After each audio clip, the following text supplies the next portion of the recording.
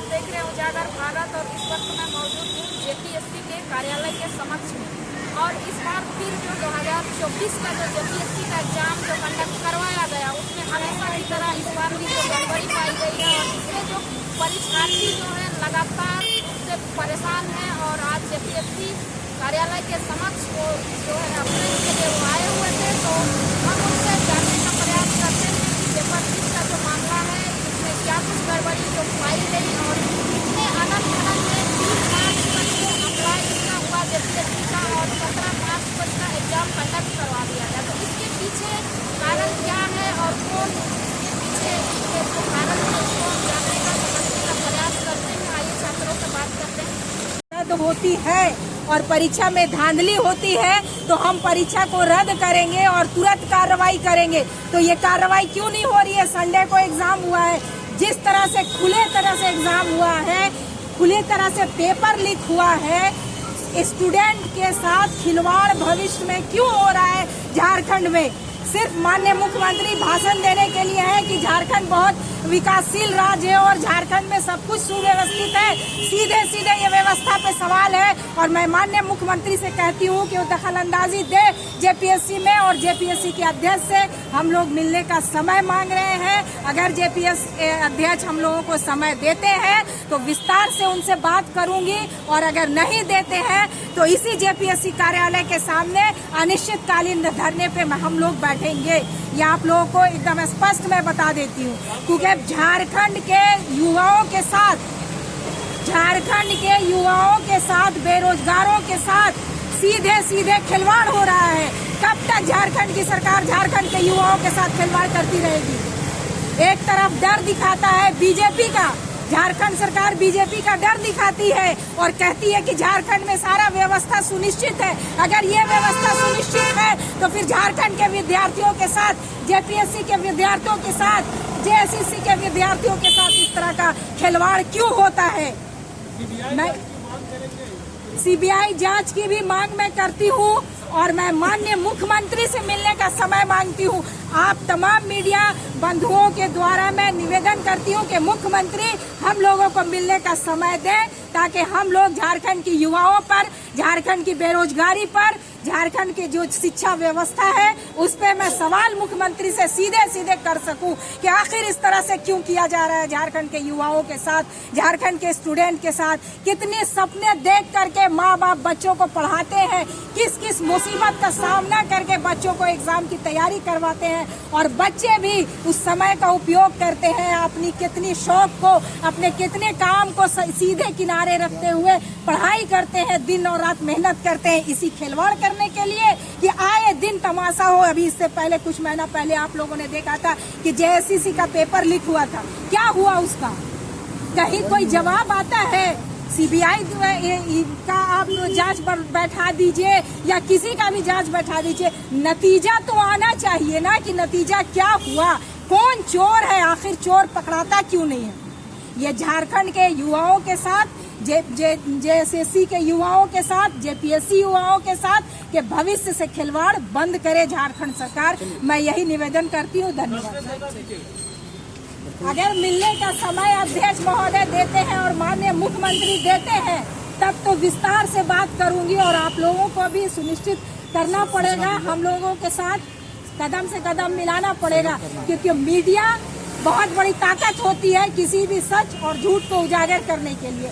और जैसे ही हम लोगों को मिलने का समय मिलेगा हम लोग आप लोगों को सूचित करेंगे और अगर मिलने का समय नहीं मिलता है तो धरना भी जब हम लोग करेंगे तो आप लोगों को सूचना दे दिया जाएगा। धन्यवाद। क्या कहेंगे सर, फिर एक बार पेपर लीक का मामला सामने आया है जेपीएससी का? पेपर लीक का मामला भी सामने आया और आज जो है बहुत बड़ा मामला हो रहा आया है। जेपीएससी ने बहुत बड़ा गड़बड़ी कर दी है।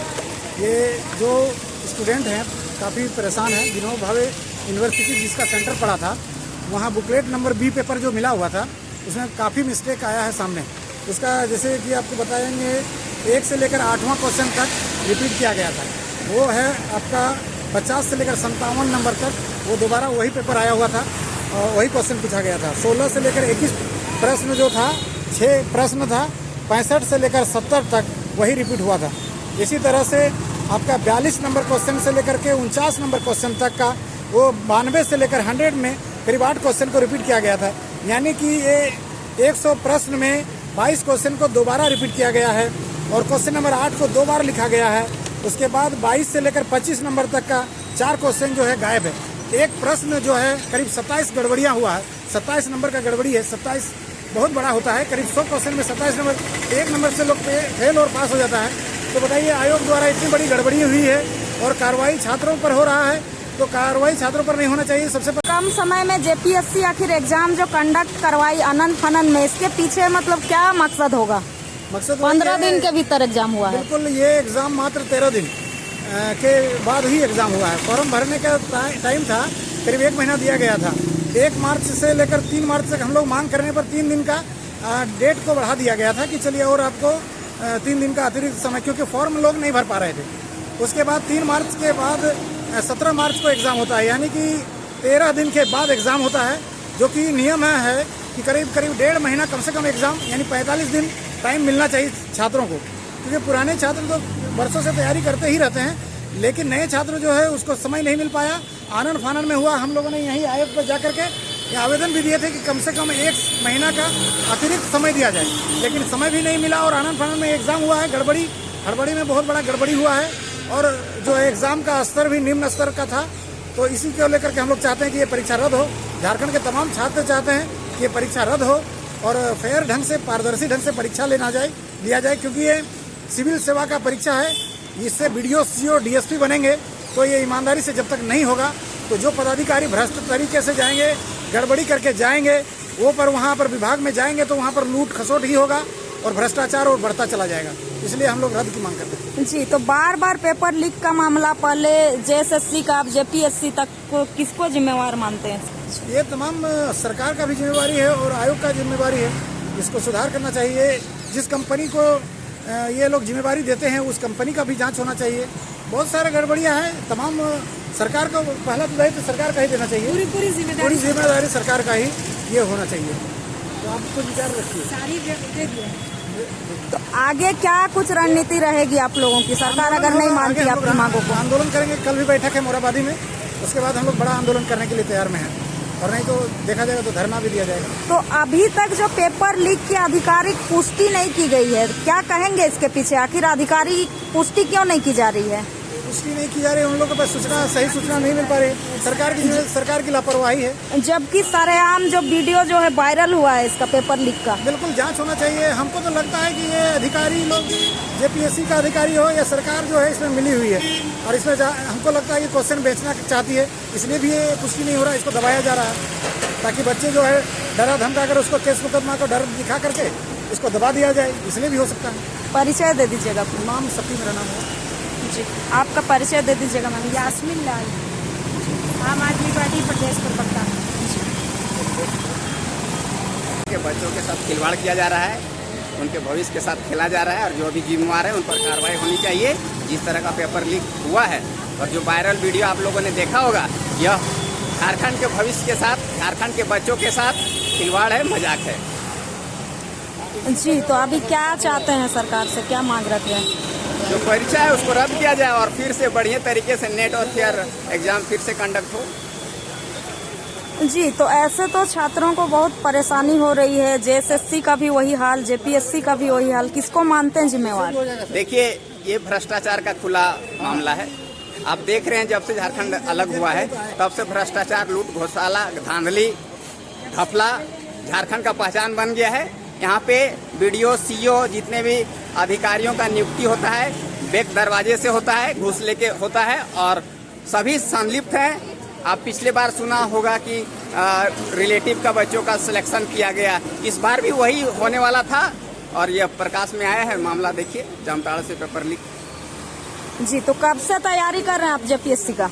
हम लोग तो 2-3 वर्षों से तैयारी कर रहे हैं और इस तरह का अन्याय हम लोग के साथ हो रहा है तो मायूस हो जाते हैं। कभी कभी लगता है सिस्टम दोष है, सिस्टम में कुछ हो नहीं सकता है। सिस्टम में लोग इतने करप्ट बैठे हैं सिस्टम में, जो रोकने के बजाय बढ़ावा दे रहे हैं गलत चीज़ों का। तो बार बार ये जो पुनरावृत्ति हो रहा है, तो इसका जो जिम्मेवार है वो सरकार है या JPSC को मानते हैं जो संस्था है? देखिए, जो भी सरकार हो या सिस्टम में बैठे लोग हैं, सभी जिम्मेवार हैं, सभी लोग दोषी हैं, क्योंकि वे लोग नहीं चाहते हैं कि गरीब का बच्चा बीडीओ और सीओ बने, वे चाहते हैं उनका बच्चा बीडीओ और सीओ बने, चाहे उसके लिए कुछ भी करना पड़े। और यही कारण है सब मिली भगत है और अपने अपने बाल बच्चों और रिलेटिव को बीडीओ सीओ बनाना चाहते हैं। कि जो बच्चा रियल में मेहनत करता है, दिन रात अपना समय व्यतीत करता है पढ़ाई में, अगर उसका चयन ना होकर किसी बड़े व्यक्ति का, किसी मंत्री का, किसी आयोग के सदस्य के बच्चों का चयन हो जाता है, तो यह अन्याय है उन बच्चों के साथ जो तैयारी कर रहे हैं। पेपर कैसा आया था इस बार? पेपर ठीक था पेपर, लेकिन पेपर में भी बहुत सारा खामियां हैं। 2-4 क्वेश्चन जो है बार बार पुनरावृत्ति किया गया है, दिखा सकते हैं वहाँ पेपर में।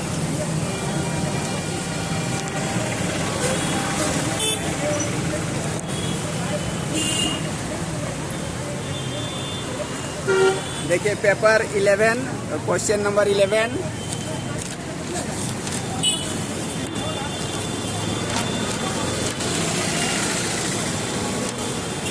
Question number 65, question number 74, question number 97। लगभग 2-3 क्वेश्चन को पुनरावृत्ति किया गया है और जो सीरीज बुकलेट सीरीज होता है उसमें भी दोहरीकरण किया गया है प्रश्न का।